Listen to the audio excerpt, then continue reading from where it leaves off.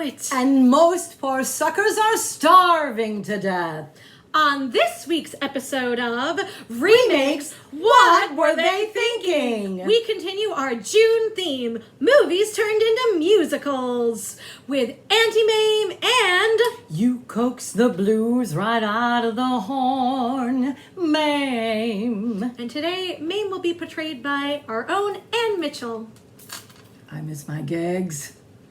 So this episode, we are looking at two films, Auntie Mame and the musical Mame. Take it away, Anne. Our story is taken from the novel Auntie Mame, which may or may not be a memoir, written by Patrick Dennis. Of course you have the book. Then, in 1956, it was adapted for a stage play.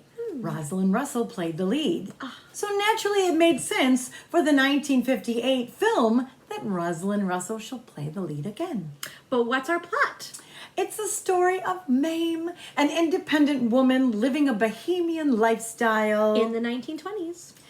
Her only living relative is left for her to care for. Nephew Patrick. And poor Patrick, he was raised in a conservative upbringing. Poor thing. Of course, Mame is going to enrich him with culture and experiences outside of which none he's ever met. Huzzah! Do we have visuals today? Excuse me, Miss Ann Mitchell. I thought you were representing Mame today. Oh, I can't do it alone. Well, folks, you know you love them, and you didn't ask for them, but we're bringing them back to represent the 1958 original Auntie Mame. Here is this Barbie doll. Yay! And to represent the 1974 musical, we got her. She was available. We Miss booked her. Lucille Ball herself. I think we just need to tear this Band-Aid off and, well, jump in and talk about our leading lady performances. Let's start with Auntie Mame. Oh, okay, the original? Okay, so 1958. Who's our actress? Rosalind Russell. Oh, you remember her? I love her. Okay, so my first encounter with Rosalind Russell was in episode 7 of our remakes. What were they thinking? The Women. Loved her in that. Love her in this. Spunky Sparky, she was in that. But in this one, she was sophisticated and intelligent. She was fun. She was quick with her remarks. a lot of double entendres. I appreciate that. And her delivery on all of her lines were spectacular. Off the cuff. My favorite scene was when she was working at Macy's because the stock market had just crashed and she needed to get a job. And she doesn't know how to do anything. She's never had a job. And she's like going like this with her sales booklet and she only does CODs, cash on delivery, because that's the only thing she knows how to write. She never learned how to do the job. She has no life skills except for having fun. It was fantastic. What about 1974 Mame? Lucille Ball. Why? Why? Did you put money in the production? I don't understand. I mean, you had some wonderful things. You can't sing, you can't dance. Your delivery is so boring. You were too dramatic. Were you trying hard not to be Lucy? I just don't get it. It was slow. And did you have to sing? Please? They knew how to overdub. We talked about overdubbing. Why didn't they overdub in this movie? If anything, this movie! It hurt. Kerri Lynn, do we sound like mean girls? Honestly, I don't care. We are in month 3 of the quarantine, and I'm surprised this pandemic project of ours has lasted as long as it has. And we are sober when we do this. Is it time for a bevy? I could use an adult cocktail. What number are we on? Episode 13. So those of you that are still out there watching. Seriously? Moving on. All right. We had our nice little rant. Hey, we haven't really done a rant anyway. Rants are fun. Rants are fun.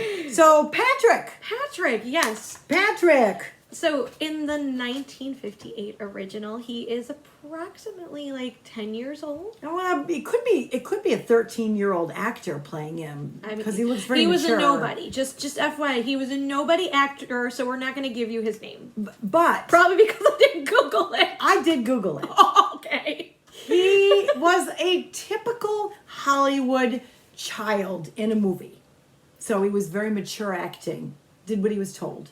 No improvisation. I wasn't bothered by it. I do appreciate worked. the respect and love he showed for Auntie Mame. And she was so loving to him. She was like, my boy, my love. It was so heartwarming and so wonderful.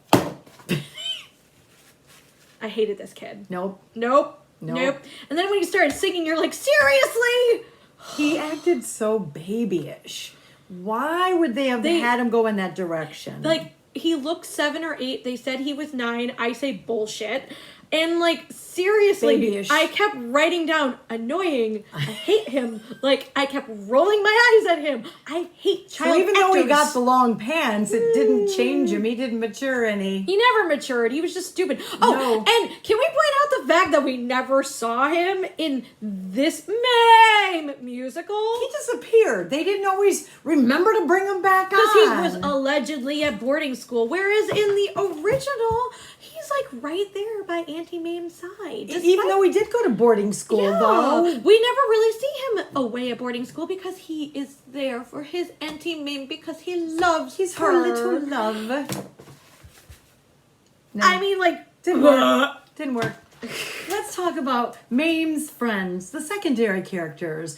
We'll start with Vera and her lover Beauregard. and then we'll finish with either the nanny or secretary, depending on what version you're watching, Agnes Gooch. Let's start with Vera. Vera is Mame's dear friend of many years.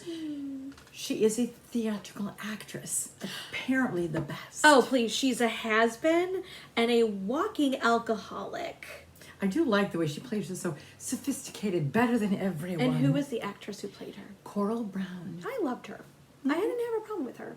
So what did you think of 1974 B. Arthur?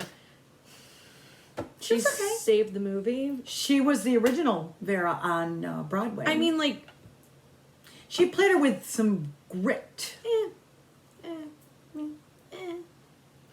What about Beauregard? So in the 1958, I thought he was divine. He was so loving, and he always wanted to take Mame's picture, and he was like, oh, hold it right there, beautiful. You're just so lovely.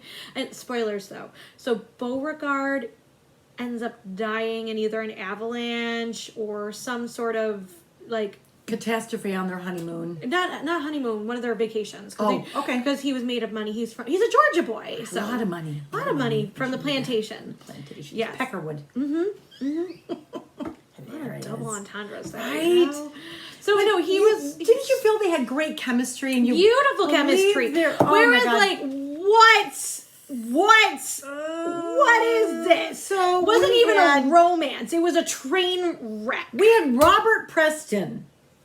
You got trouble, my friends, right here in River City. You know, you keep saying that. I just don't understand why you're doing He that. played Harold Hill in The Music Man. Wait, what? Yes. I didn't know that. What Like, was the seriously? mustache? He had Seriously? the mustache. Okay, then why? I didn't sense What? any chemistry. I'm sorry. I did not like him. I did And not when like they his held each acting. other. I'm like, oh, I feel like they're forcing them to do it. I've got to look up information on that. Nope. No.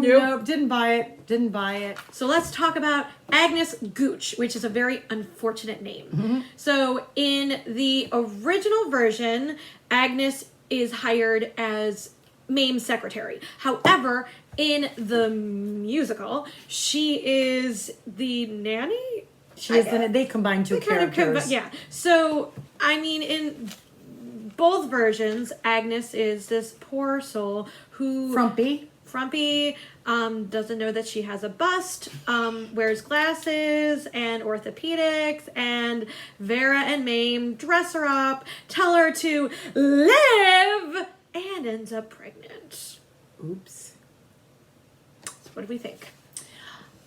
I liked both actresses. We had Peggy Cass, and we had the same person that played her on Broadway. stage. Yeah, so They were great. They were wonderful. Fine. Their own personal adaptations were perfect. yeah, I mean, it's kind of like a secondary role, so you know. But Kim, we have a question. We for do you. have a question for you, Kim. In the play, you said you saw it on stage. On Broadway. Right. Did they have her writing her memoirs on Broadway? Because they didn't do it in the musical. So we'd like to know that from you. Okay. And we'll let you know as soon as we find out from Kim. Okay. So where does that leave us? I don't know. The music. No. Jerry Herman wrote the music for both the Broadway version and the film version to Mame. But it sounds so much like Hello Dolly. Hello Dolly. He wrote the music to Hello Dolly. That was 2 years before. So did he use up all of his creative juices? No, I feel as though he just kind of mimicked what he wrote. Copy and paste? Well, yeah, you know. But there's a couple fun pieces. Like, I love Bosom Buddies. Okay. I love singing that one. I performed that one with someone else. I thought the performance in the musical was weak. Very weak. Very weak.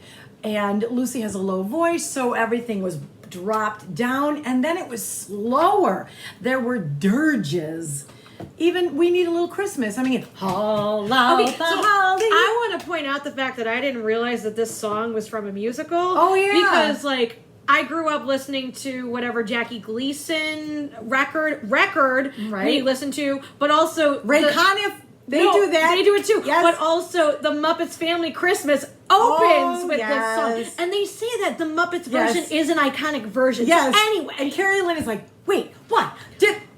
Yup. Look, it was written for this picture. Do I think that the song is necessary in the musical? No. Not the way they portrayed it. No, not the way they portrayed it. So, I mean, what they want is a happy time. They want to lift their spirits, but, honey, our spirits weren't lifted. I'm guessing that the Broadway musical is amazing. And I just think that this movie was a big mistake, right? So, another question for our Broadway hopefully. enthusiasts. Yes. You can tell us. Yes. Kerri Lynn, what did you think of the sets in Auntie Mame? In the original.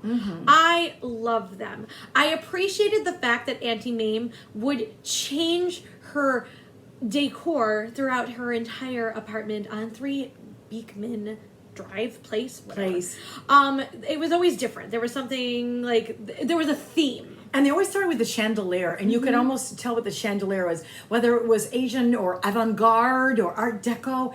Lovely. And the people responsible for that, the production design was Malcolm C. Burt, and art design was the same person, but he was listed as Malcolm Burt. And the set decoration design was George James Hopkins. Loved it. It gave another bit of life to the show, whereas the 1974 version, it was the same in brown. Also, I'd like to point out in the 1974 version, Mame dressed kind of like conservative, matronly, whereas like costumes. Oh my god, I don't know if it's fabulous. because Rosalind her figure is like perfection, but like. Girl dressed well. She did. And I do you remember the scene where she's leaving for dinner with Bo, and she stops by the Christmas tree, and she has this plain little cloche hat, and she pulls out some berries and sticks them in her hat. And then she puts the bird and everything. Like, she's just so creative. Perfect. Perfect. Wow. So, if you haven't figured out, we didn't like the musical. In fact, how many times did we almost like... Oh my gosh. About an hour in, maybe less than that, I said, okay, are we done here? We tried to abandon it a few times. And granted... We even stopped. We never do that. Abandoned any movie thus far on this pandemic project journey. Okay? Not Beauty and the Beast, not That Awful Star is Born. Nope, not even Treasure Island. We stuck it through. I was ready to stop. I want my $2.99 back. You didn't get it for Beauty and the Beast. You're not going to get it here. We made the most spectacular award for Mame the musical. Our second Remakes What Were They Thinking? Award goes to Mame the 1974 musical. It's unlovingly bestowed for the longest held hostage by and most likely to abandon award. I mean, seriously, the only thing I liked about this film was the movie poster. Wow, we got through Mame the musical. And we did it without any alcohol. We might have to step up our game. Maybe, who knows? So in keeping with our theme of movies made into musicals, next week, what's your choice? So it's my choice because Anne chose Mame. What'd you pick? Little Shop Little shop of horrors, call a cop. Little shop of terrors, watch 'em stop. Little shop of horrors, oh, oh, oh, oh, oh. Oh, that'll be fun. Oh, I yeah. wonder how the non-musical Oh, the will non-musical be. is horrible. Should be fun. This is gonna be great. Yeah. So, we will see you next week. Next episode. Until then. Friends, wear your mask. We're doing well, New York. We're doing well. I miss you, Andy. We love you. We miss all of you, and thank you for keeping watching with us. Thank you for staying with us. Hand sanitize. We got this. We got this. Bye. Bye.